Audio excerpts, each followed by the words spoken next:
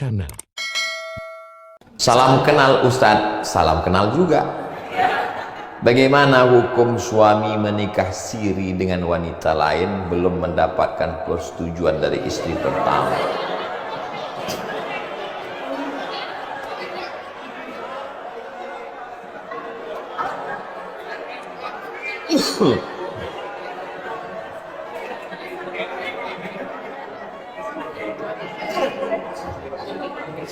Ibu, bapak mau jawaban menurut hukum fikih Islam atau menurut hukum kompilasi hukum Islam Indonesia? Dari bunyi semua tadi macam mau mengamuk orang.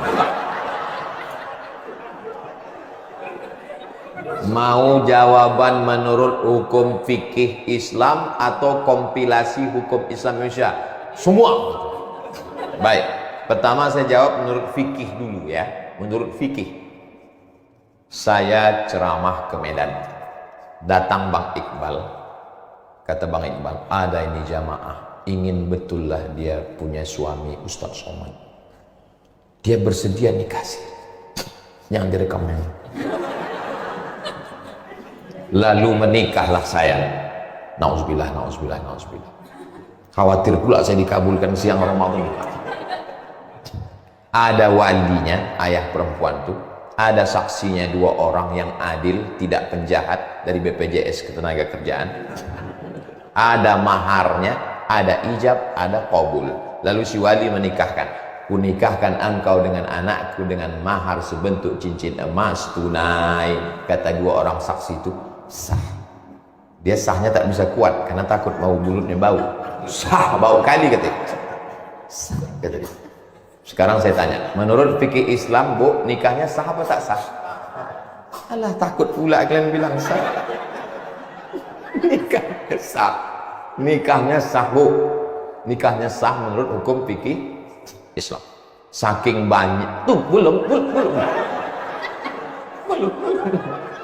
Secara fikih Islam nikahnya sah karena cukup rukun dan sah. Saking banyaknya laki-laki melakukan ini, perempuan teraniaya, maka pemerintah Republik Indonesia beserta para ulamanya, Kementerian Agama, Nahdlatul Ulama, Muhammadiyah, Al-Wasliyah, Persatuan Tarbiyah Islamiyah, maka duduklah mereka bagaimana menyelamatkan ibu-ibu yang teraniaya.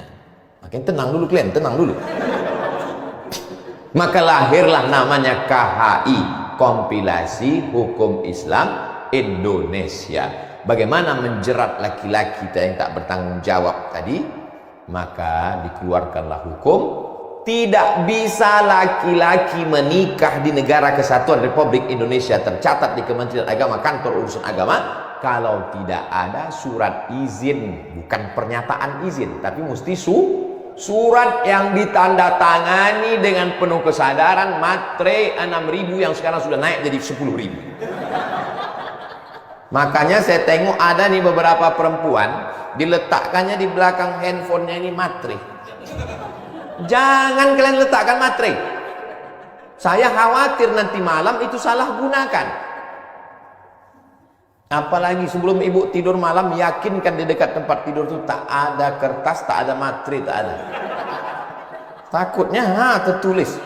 Saya yang bertanda tangan di bawah ini izin bahwa suami saya. Surat itu dibawanya nanti ke Pengadilan Agama PA Kabupaten, Kota Madia, Kota Medan, ditanya hakim, disidangkan dulu surat itu, bukan langsung aja. Pak Kuat tak bisa tanya, betulkah ini surat ibu?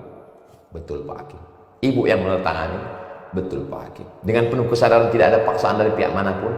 Cepat aja Pak Hakim putuskan, sakit kali hatiku ini udah. Akhirnya Pak Hakim itu pun ketuk palu, barulah surat itu dibawa untuk bapak itu akad. Kalau itu tidak ada, maka laki-laki bisa dipidana. Jelas? Jadi ibu tak perlu takut suami ibu menikah lagi di KUA.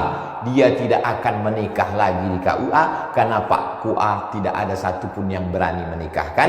Masalahnya dia menikah.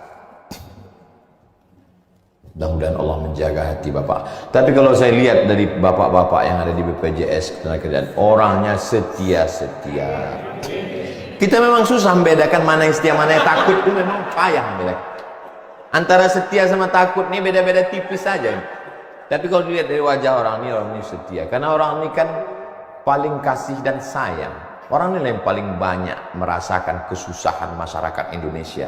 Karena mereka ini kan berkecimpung langsung, menengok orang sakit, menengok orang sakratul maut, menengok orang kebakaran, menengok orang stres.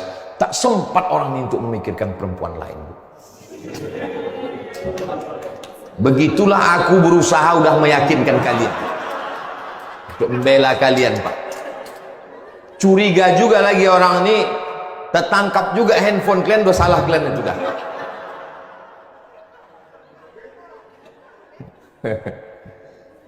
Jadi insya Allah ibu ada usaha dan ikhtiar, tapi ada yang lebih hebat daripada usaha. Jadi kalau ada ibu yang jilbabnya bagus, pakai bedak bagus, pakai lipstik bagus, saya husnuzon itu bukan untuk laki orang tapi untuk lakinya, supaya lakinya tak berpindah ke lain hati.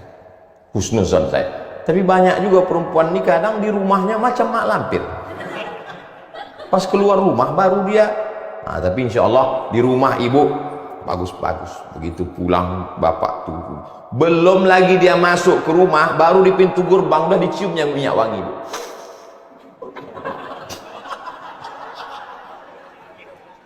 Jangan sampai yang mencium minyak wangi ibu imam sholat tarawih. Ibu di sop paling belakang, dia di depan. Hilang simpang lakum dinukum waliyadi. Hangkingkan bau. Minyak wangi ibu itu untuk laki ibu di rumah, bukan untuk laki orang. Saya disuruh mak saya mengantar undangan. Dulu nih ceritanya. Pergi ke wantar dulu undangan. Ting tong, buka bel. Terkejut saya sangka salah alamat. Ini rumah Bu Anu, saya lah betul. Lain muka ibu itu. Terkejut saya. Balik saya ke rumah, saya cerita sama mak saya. Mak, lain muka ibu itu. Iyalah, dia bertopeng selama ini. Biarlah ibu cantik di depan bapak. Pulang bapak tuh ibu pakailah baju dinas. Pakai wangi-wangian. Anak macam mana Pak Ustadz masih kecil? Kasih dia antim. Jangan banyak, setengah aja. Setengah. Kalau sepapan lama dia tuh. Kata-kata. Nah, itu ikhtiar, itu usaha.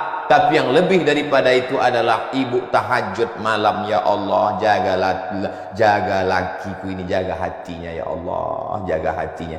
Jangan sampai bersimpang berbelok, jangan dia menengok perempuan lain ya Allah. Kalaupun nampaknya anak gadis, nampaknya tua muka anak gadis itu di mata dia ya Allah. Kalau ada mantan-mantan pacar dia dulu ya Allah, selamatkan dia ya Allah. Kalau tidak, dua gendangnya ya Allah. Kalau tidak mantannya itu mati, dia ini mati duluan. Doa silahul mu'min. Doa itu senjatanya orang beriman. Duitnya keluar, handphonenya jalan, cakapnya semua berawal dari hati. Kalau hatinya tertutup, tak terbuka lagi untuk yang lain. Dan itu hanya kuasa Allah subhanahu wa ta'ala. Di malam-malam Ramadan tahajud, mama perasaan biasanya sujudnya sebentar, ini sujudnya kok lama? Untuk kau lah bang, supaya jangan gatal kau lagi.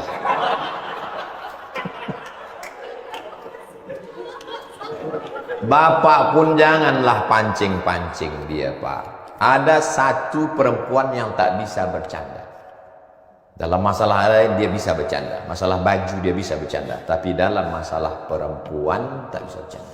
Jangan pernah Bapak bilang, abang kok lambat pulang? Ada pegawai baru tadi ya, agak cantik. Padahal maksud Bapak mau bercanda, dia serius. Tak bisa. Jadilah perempuan tidak bisa. Walaupun ibu pula saya kasih tahu, suami yang selalu bercerita tentang anak gadis mau kawin lagi, itu tak akan kawin lagi sampai mati. Tapi yang diam-diam aja, itu yang lebih waspada.